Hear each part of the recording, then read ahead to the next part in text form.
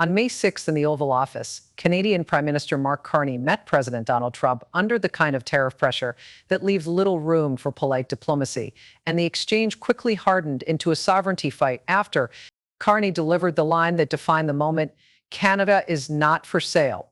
The message was blunt, the setting was loaded, and the timing was no accident. With Trump already pressing ahead on trade demands that framed the meeting as less a negotiation than a test of whether Canada would absorb the hit or push back. The clash landed at a moment when tariffs were already doing the heavy lifting in Trump's trade strategy, turning what might have been a standard bilateral discussion into a public stress test for North American economics. Carney's refusal to treat Canada as a bargaining chip collided with Trump's preset pressure campaign, and the result was a familiar Washington spectacle, a sovereignty dispute wrapped inside a tariff fight, with both leaders speaking to the camera as much as to each other. That made the Oval Office meeting bigger than one quote because it put the core issue in plain view. Trump was not just asking for concessions on trade, he was using tariff leverage to force a political posture, while Carney was signaling that Canada would not be boxed into a deal that looked, even symbolically, like submission. In other words, this was not a routine trade conversation with a few sharp edges. It was a staged confrontation over who gets to set the terms and who gets to say no. For Carney, the line about Canada was a direct answer to a pressure tactic that had already been built into the meeting before the cameras ever rolled. For Trump, the tariffs were not background noise. They were the point, the lever, the way to make the room bend. That is why the encounter immediately read as a trade war showdown with a sovereignty overlay, the kind of scene where every sentence is also a signal, and every pause looks like a calculation. The political theater was obvious, but so was the strategic problem underneath it.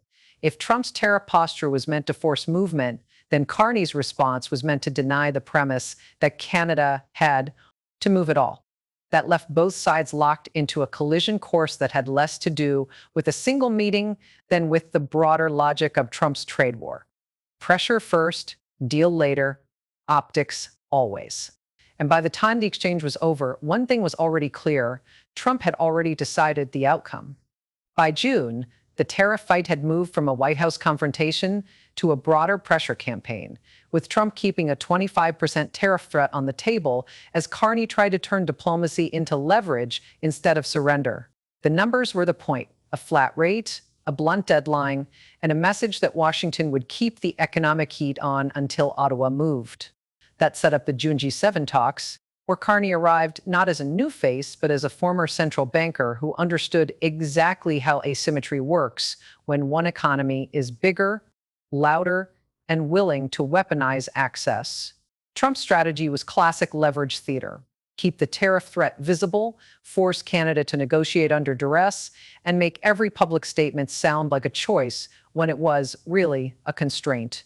In PLV terms, the room was never level, and everybody knew it.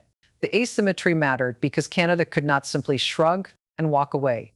The U.S. is Canada's largest trading partner by a wide margin, and that reality turned every tariff announcement into a direct hit on manufacturers, exporters, and logistics chains that depend on cross-border flow. When Trump talked to 25%, he was not talking abstract policy.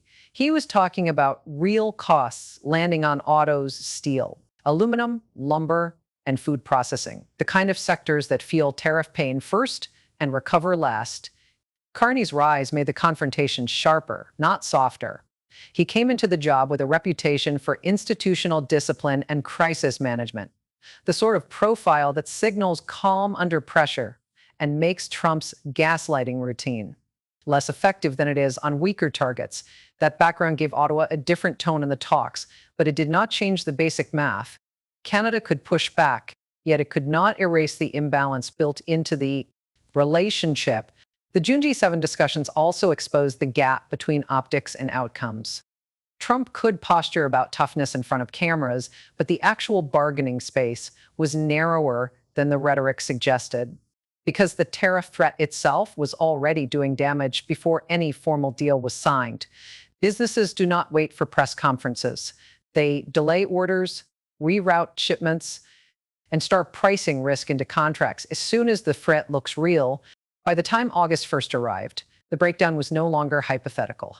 Negotiations collapsed without the kind of breakthrough either side could sell as a win, and the result was not resolution, but escalation by default. The failure showed how tariff diplomacy works when one side treats deadlines like weapons.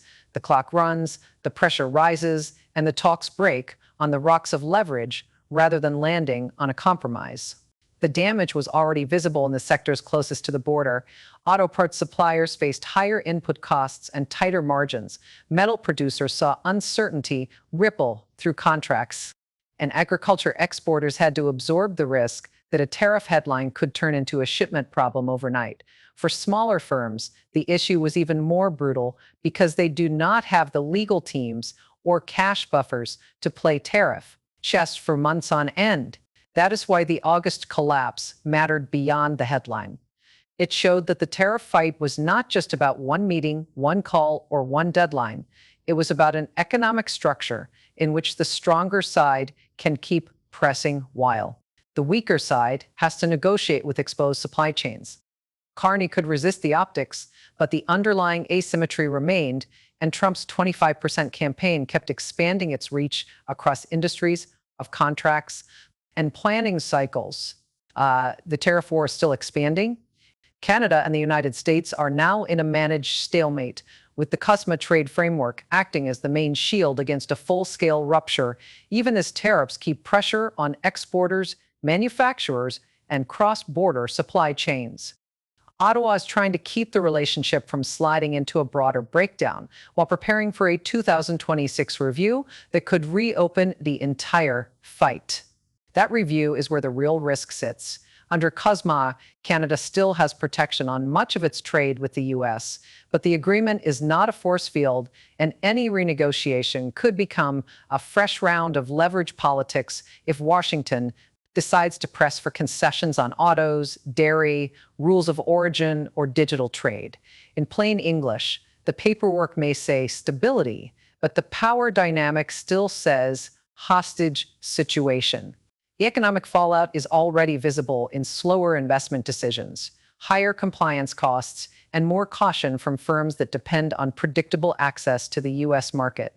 Business groups have warned that even when tariffs are not universal, the threat alone can distort pricing, delay capital spending, and push companies to move production or sourcing out of Canada. That is the ugly part of tariff politics. The damage starts before the final number is even posted. For Canada, the answer is not to pretend the U.S. market is optional. It is to reduce the country's exposure to a single dominant customer by widening export links with Europe, Asia, and Latin America, while also building more domestic resilience in sectors that get hit first. When Washington starts gaslighting the border, Ottawa has already been pushing trade diversification through existing agreements and new market outreach. But the process is slow, expensive, and not something that happens because a minister says diversify on camera. The problem is structural, not rhetorical. The U.S. still absorbs the bulk of Canadian exports, which means every tariff threat carries more weight than any speech about sovereignty or independence. That is why Canada keeps talking about diversification while still negotiating inside the same American gravity well, because walking away is not a realistic option and staying dependent is not a safe one. If 2025 showed anything, it is that the current arrangement can contain a crisis without solving it. The border keeps moving, the talks keep cycling, and the market keeps pricing in risk as if another round is always won. Deadline away, 2026 could redefine the entire relationship,